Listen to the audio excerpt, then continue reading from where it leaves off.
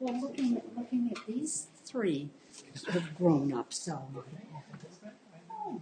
Everybody's coming So do you still live in Colorado?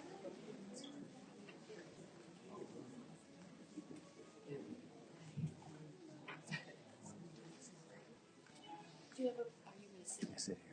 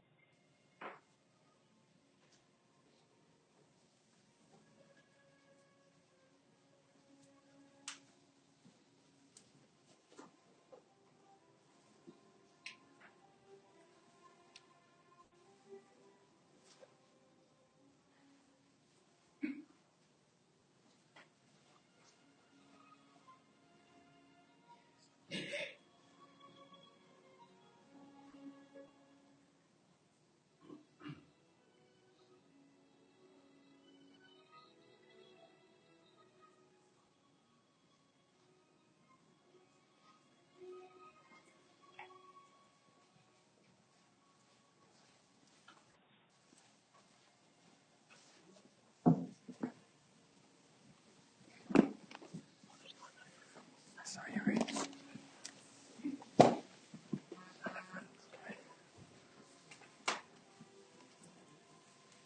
Well, we're going to start a little early since you guys all quieted down all of a sudden.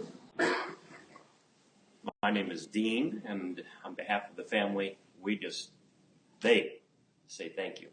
They're amazed that all of you showed up. And by the comments on the guest book online and other things that I've heard, if everyone who was touched by Doris showed up, we'd have to probably go rent a big hall to all the people that she's touched. So on behalf of the family, thank you for taking some time.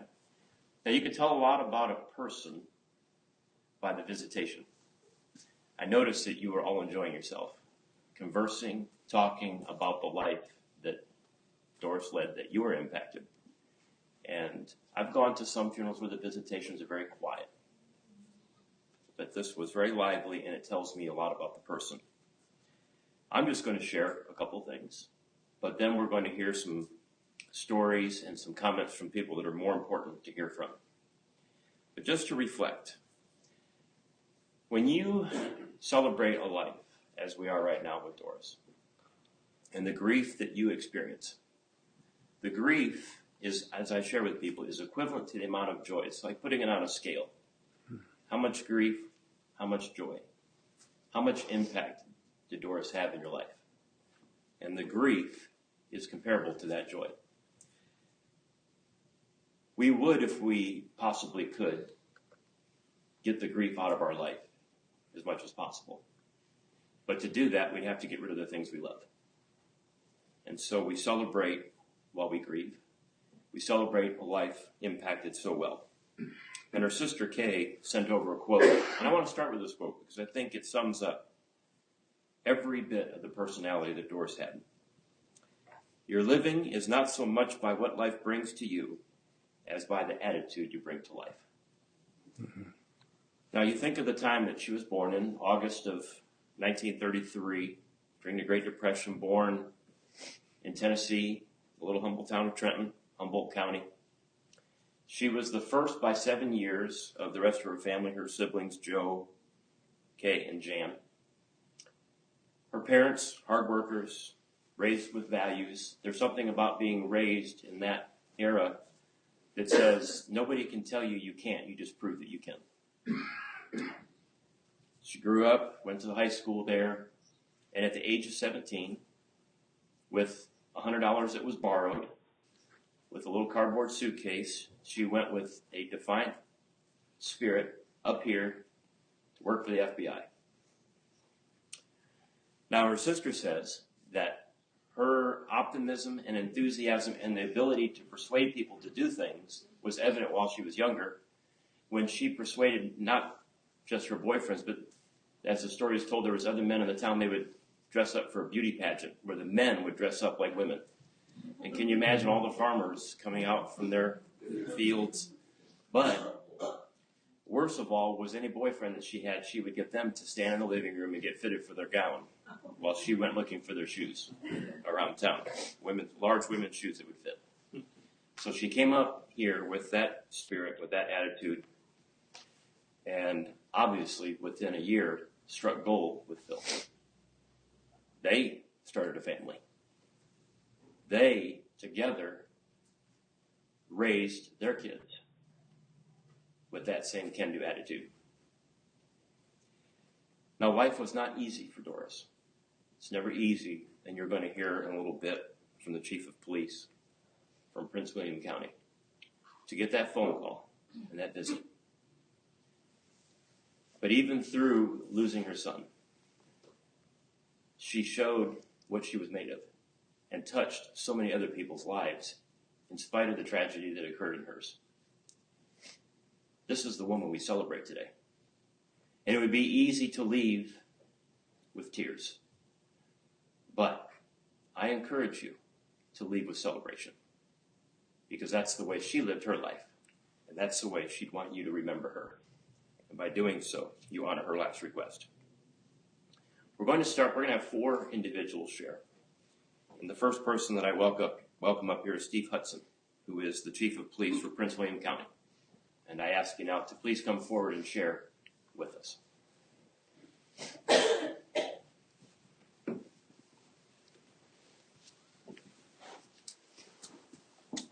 Rick, Leslie, kids, family, Wally, Connie. To all of you who knew and loved Doris, as I know you all do, all of us in the Prince William County Police Department have considered Doris and the entire Pennington family to be an ingrained part of our family for many years, going back to 1979 when Mike first came to work for us. And I see Charlie Barlow and Ray Colgan and Pat Finnegan and several others that were close friends of Mike's from the time that Mike started to work for us. I had the opportunity to meet Doris one time prior to Mike's death, very briefly, as Mike and I worked together on a squad. But as you all know, we got to know Doris and Rick and Leslie and everyone much more closely following Mike's tragic death in 1990. And I see some members of our SWAT team who were with Mike that day. I also see, as I look out in the audience, our former chief, Charlie Dean, and our deputy chief, Barry Bernard, who were intimately engaged with Doris and Rick and the entire family through that entire time. A very tragic time, but one that has already been alluded to was an example to us of how Doris would handle events in her life. Though tragedy may befall, she kept her head high. She was, I think, everyone in this room would agree, one of the most classy people I've ever met in my life. And she kept us positive. She kept us moving forward. She kept us resilient and stalwart in what we did. We couldn't be sad or depressed. I mean, we could grieve, but we couldn't languish in that when we were with Doris. She would make sure that that didn't happen. She would make sure that we kept moving forward. and that we stayed positively motivated. I couldn't have a single conversation with her, which would always start with me asking her how things are going, how she's doing, without her quickly turning it to questions about myself and my family. She was very, very caring and concerned about all of the members of the department and how they grieved over Mike's death. She was very concerned about the members of the SWAT team who were with him on that day. And then years later, she suffered another tragedy with the horrific death of her grandson, Michael. And yet, as she always did, she kept her head high. She kept moving forward. She kept caring for all of those around her. And I know Connie got to experience that as well. As was alluded, it was not an easy life that she led, but she did it in such a remarkable and positive way. I had the opportunity about 2 years ago at the local Metropolitan Police Department memorial service downtown, where the Metropolitan Police Department hosts regional agencies who have suffered line-of-duty deaths. And our department had unfortunately suffered another line-of-duty death at the end of 2012. So here we were in the spring of 2013. And Doris, as she usually did, accompanied us to these memorial events. And she grabbed me on the arm at the end of the ceremony and said that she would really like to meet Chief Kathy Lanier of the Metropolitan Police Department. And I hadn't known this up until that day, but she said she was always interested in following women leaders around our area, and not just around the area, but around the country. And she had always followed Kathy from the time that she became chief of the Metropolitan Police Department. So I had a privileged opportunity to introduce them. And Kathy, who was in the midst of all these families and officers, and she's right in her own city, grabbed Doris, sat down in a chair beside her, and for the next 15 or 20 minutes just had a one-on-one with Doris. And when we left that day, Doris was just struck by her magnanimous generosity and her ability to take a busy situation and make it very personal. That's how I felt Doris was for us. She always made the situation personal. She was always focusing on us and very little about herself. She leaves a legacy that I'm privileged to know. I'm honored to have any connection with the Pennington family whatsoever. And I know everyone in the police department in Prince William County feels exactly the same way. All of our prayers and thoughts are with you as you go forward. But we know, just as we've talked about already, the memories are warm and full. And there's much to be bringing smiles and laughter to our faces. Hopefully to replace the tears as time goes by. From all of us with the police department, past and present and future, we're with you. You are always a part of our family. And we thank you so much for sharing Doris with us. Amazing words. Thank you, Chief, so much for sharing from your heart. The next individual we're going to hear from is Leslie, her niece. Leslie?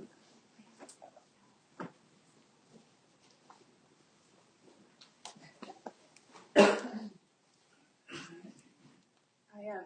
had to write it down because I knew I wouldn't remember, and I had to have backup in case I don't go through it. So my husband David is here with me, so he'll take over.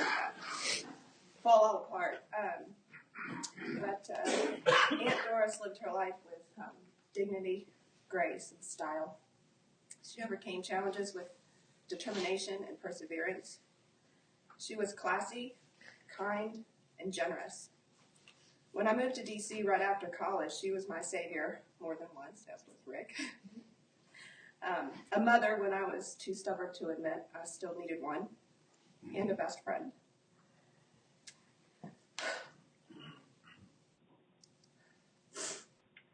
We went to the movies together, ballroom dancing together all over town, and out for ice cream Sunday. She was way more fun than any of the kids my age. Her grandchildren still don't believe that, but she was way more fun. Then she had traveled the world, had her own career, and raised a family. She was interesting, well-informed on current events, and shared a love of chocolate. I was privileged to have gotten 3 years living down the road from her, learning from her and getting to know her. Even after I moved to Tennessee to pursue my graduate degree, she was still one of my favorite sounding boards.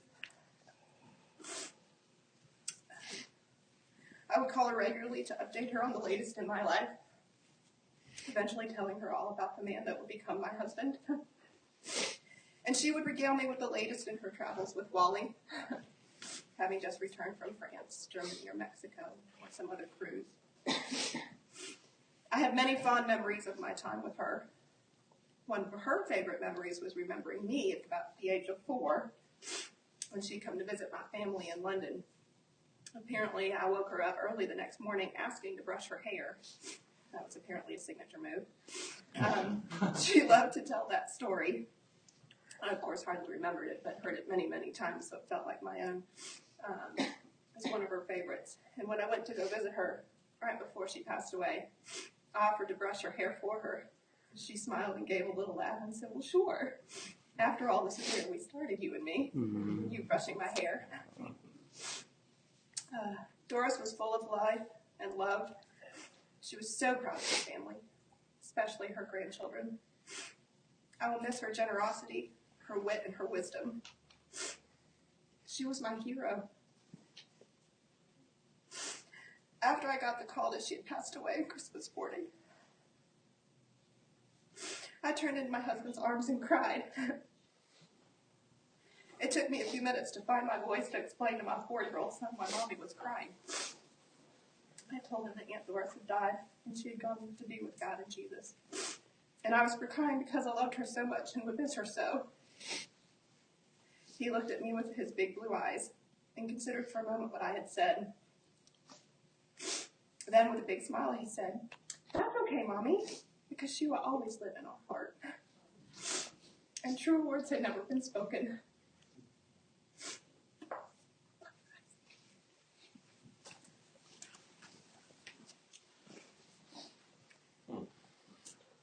Thank you, Leslie, for heartfelt words.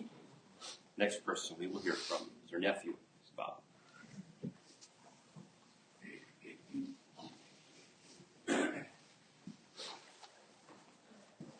Hi, I'm Kay's son, for those of you that know my mother. Pastor, I appreciate you sharing a lot of my mother's words. To start out with, this would be the perfect reception for her. Being empowered and energized, charged by the relationships that she's formed. All of you present here is just fantastic. My mother asked me to share a few things.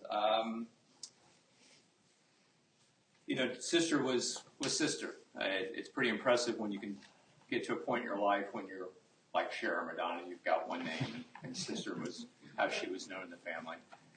She was our matriarch.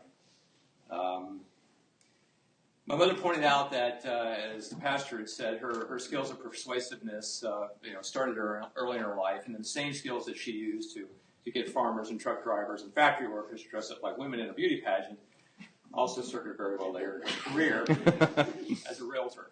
And it served her well. I think those characteristics served her well. She excelled in that. She matched personalities to homes, and I think, as evidenced by the many people I met here, she met a lot of personalities and deep friends that she still carried with her the rest of her life.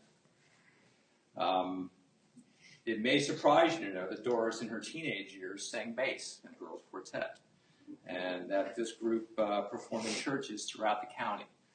And one of my earlier memories is a recording I think we have on an old reel of Doris singing, I believe it's Summertime, and doing quite a splendid rendition of that. I think my mother still has that. My mother did quote Khalil Gibran. He said, there are those who give with joy, and that joy is their reward. As the pastor mentioned, Doris came up, 17. Basically, her spirit, her complete conviction of success in her heart, the borrowed $100, the cardboard suitcase, the FBI. We know that story, and it's fantastic to see that legacy and where she came from. But my mother wanted to point out that what you don't know is that Doris helped support her family even on those meager wages that a new federal employee that era could earn. And Doris's generosity greatly eased our parents' struggle to provide for the family. I still cannot imagine how she took care of her own needs and found something extra to share with us. I think as the chief said, we did see a strong example in my aunt. She did approach life as it's not so much what hits you, it's how you look at it and how you face it. And she imbued that really in all of us, and we carried that forward in our lives. For Doris and for the way that my mother, I think, walked from her, she felt the poem by Edgar Guest is really fitting to illustrate her beliefs. And I just want to share the last verse of that for my mother to you. There are thousands to tell you it cannot be done. There are thousands to prophesize failure. There are thousands to point out to you one by one dangers that wait to assail you. But just buckle in, a bit of a grin. Just take off your coat and go for it. Just start in to sing as you tackle that thing that cannot be done, and you'll do it. I carry Doris in my heart. I'm grateful for her love, guidance, and protection. I celebrate her life, her loving sister, Kay. For myself, I just like to add these remarks. I appreciate my mother's insight. I appreciate all the insight that's been shared here today. Completely agree with it. And I think it does show Doris's approach to life and what she sought to surface in all of this. When Doris was working at EIA, she brought home a book, and it was Understand Me. And it's basically a Myers-Briggs book. So I don't know who else in the family had to take the Myers-Briggs test, but I took it. And I know that we talked about who she was. And I know for a fact that she is an ENTJ, so she's extroverted, she's intuitive, she's thinking, she's judging. If I can quote Myers-Briggs, as an ENTJ, your primary mode of living is focused externally, where you deal with things rationally and logically. And your secondary mode is internally, where you take things in primarily via your intuition. These people are leaders. My aunt demonstrated that throughout her life as a leader. Now, her extroverted nature was obvious. She was energized by people. Doris sought out lively conversation. She relished opinionated discussions. Relished. She was a center of gravity that held friendships in her orbit and easily engaged newcomers. We had to chuckle in the family as the family tree seemed to continually grow as new cousins would show up. Because if you knew Doris and you were a friend of Doris, you were family. And we were blessed by that. Now, Myers-Briggs will tell you that these personalities are constantly scanning their environment for problems that they can solve and turn into solutions. And my aunt's ability to see things for what they were and what they could be was amazing. And when coupled with her tremendous personal power and presence, that proved to be a force of nature. I'll try to illustrate that for you. I moved to Virginia with my mother when I was 1, so you'll know this story I'm going to convey to you is not from personal experience, but it's from dialogue I had with my mother from her side of the story, and then a dialogue I actually had with my aunt about 2 or 3 weeks ago. So my mother and I were living in a small subsidized housing when I was born, and we were in Tennessee. And my mother was basically a single mom. She was my dad was serving overseas, and she was in a manufacturing job in a small plant there that made telephone equipment. And Doris was in Northern Virginia. She was with my Uncle Phil. Great picture of him in the back in front of that house. There were 2 small children. And it was obvious to Doris, being externally focused, rational, logical, that her sister must leave Tennessee immediately. There was no opportunity there. There was no question about it. Her sister would be better off in Virginia, and she was coming to live with her. Well, my mother was not hip to that vision. She was 18. She was making $1 an hour. She'd already gotten a promotion. She had her parents there. She had her sisters there. She had her friends there. She wasn't going anywhere. Doris's intuition and ability to clearly see the landscape would not permit her to accept Kay on this path. She called repeatedly. She persisted. She insisted. My mother, finally worn down, agreed to take a vacation, a couple of days off, and come to Virginia. The only doubt, as if to my mother and I were going to move, existed solely with my mother. We spent about 3 years in Doris and Phil's home, our home. Doris's actions set us both on a trajectory of amazing growth and opportunity. We, my mother and I, would not have evolved to the people we are today if it were not for my aunt. Her parents, Brother Joe, Sister Jan, followed, a force of nature, center of gravity. Doris's matriarchal love brought us all together, and it forged an intense family bond. She and I spoke a bit, fortunately a couple times, in the last few weeks. We were talking about religion, and she shared her views, and I frankly shared some of my confusion, but we talked, and it was a good talk. So I want to say, when I prepared these remarks, I went to the big religion chart, and yes, it really exists, and it charts about 45 religions. It breaks down their doctrine, and it looks like most have an afterlife in their belief. I think I do too. I think that's why I love the Henry Holland Scott poem so much, which is called Death is Nothing at All. I can accept that Aunt Di has only slipped away to the next room, and whatever we were to each other, that we still are. In her voice, I can hear Scott's words spoken. I'm waiting for you. For an interval, somewhere. Very near. Just around the corner. All is well. I too celebrate her life. Love her very much. I think Mitch Albom sums up very much what you're saying. Death may end a life, but it does not end the relationship. It continues on. What she has been to you, she will always be. Continue on. You know, it's rare in life to find somebody that you fall in love with, that you can relate to as she did and Phil, but it's even more special when you can have a second round of someone that you treasure as a companion, as a friend, and that you trust, and you can go around the world with on travels. That's really a good movie, Travels with Waldo. Somebody ought to make that movie. It'd be quite the adventure, wouldn't it? It'd be quite the adventure. And so Adam, grandson, is going to share a perspective from another important individual, Wally, in her life. And again, we celebrate these relationships and what you had.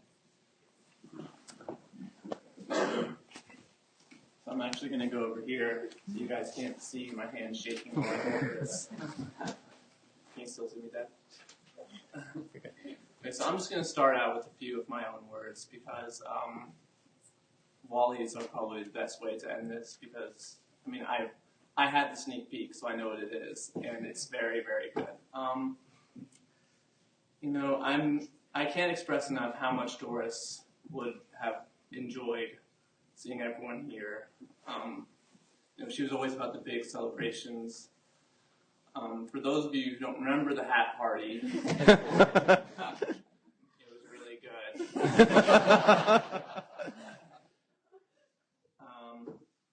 And you know, I'm going to try to get through my words without tearing up, but I'm not quite as stoic as I imagine myself to be.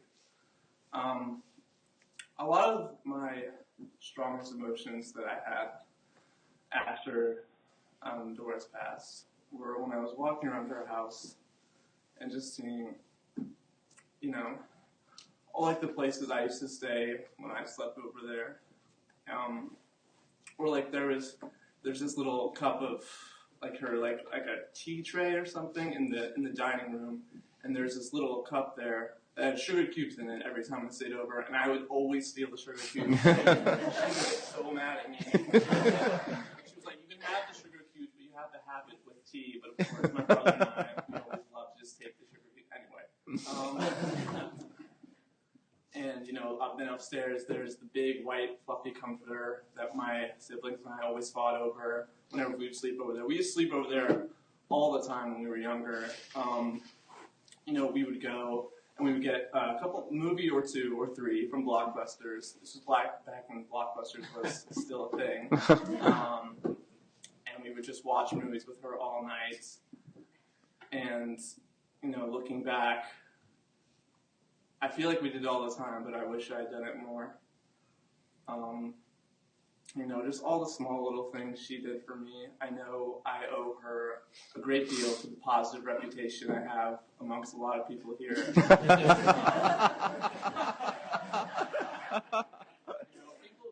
coming up to me, and she was like, and they're just like, oh, you're the grandson. No, you just graduated from Columbia. We've heard so many good things about you. And I don't know what the hell they're talking about. I have to take my victories where I can get them. So, thank you, Doris. I can only hope that myself and my siblings, that we can live up to 10% of the hype she's given us. And that's really what she was all about. She was always about looking on the bright side, always about finding the positive things, even when you feel like maybe, you haven't. Even when you haven't been like the best child in the world, you feel like you've screwed something up, but she always found a way to make me feel like I was doing the right thing. And I know she would prefer if everyone here was more having a good time and laugh. I really should have brought tissues up here when I came. No, that is okay. I know she would have preferred for everyone to be having a party to mark her passing, and I know she wouldn't like to see everyone upset. I know she wouldn't want me to be crying this much during my speech, but I really, really miss her. And now I'm going to read Wally's words. I'm done.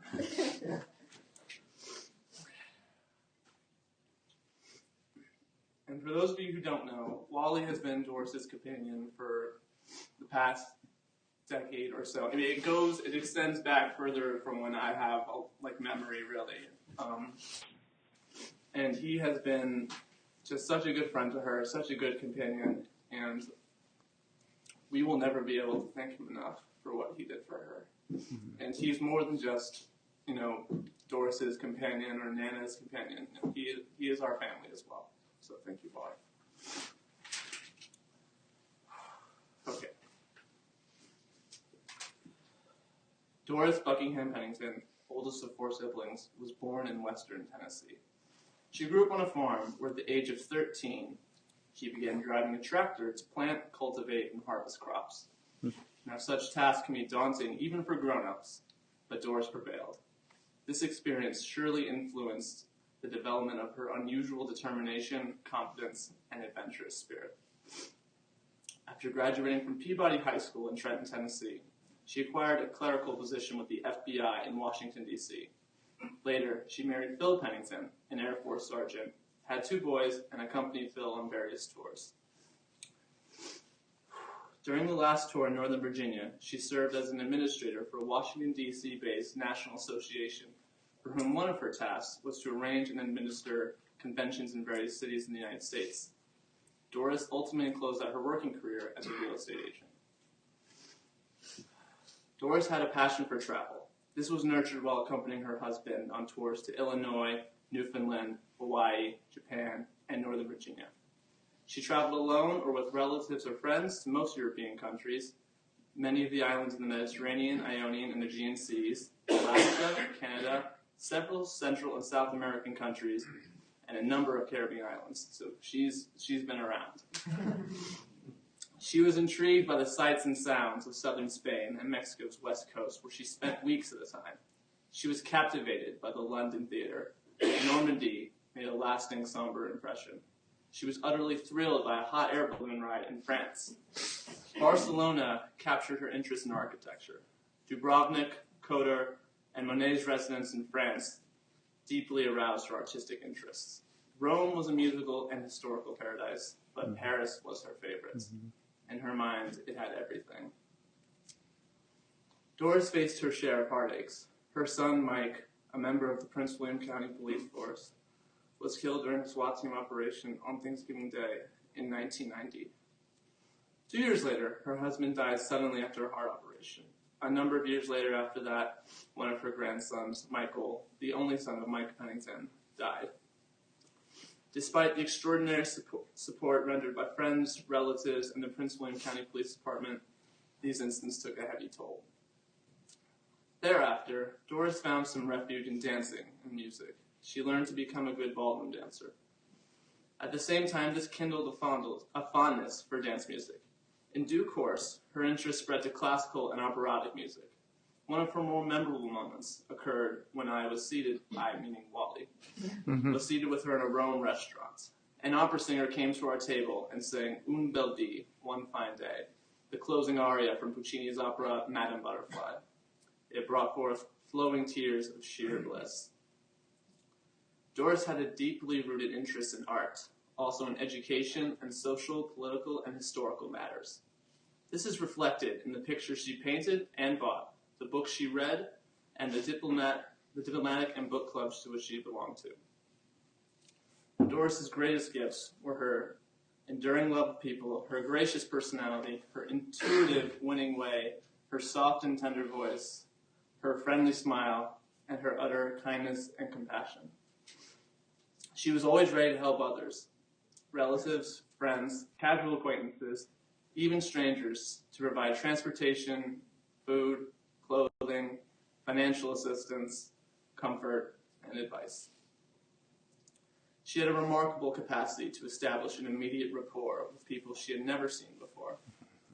Many times, these initial encounters evolved into long-lasting friendships, such as those with several English families she met while traveling, prompting visits on both sides of the Atlantic.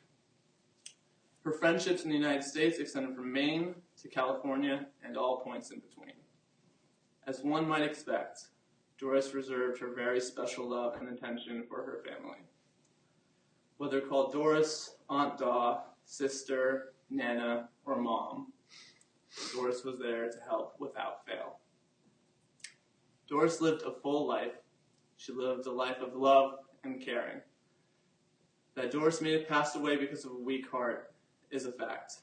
On the other hand, she blessed us with a heart that was pure gold, which will forever remind us that once in our lives, we were blessed by a special angel. Her name was Doris Buckingham Pennington.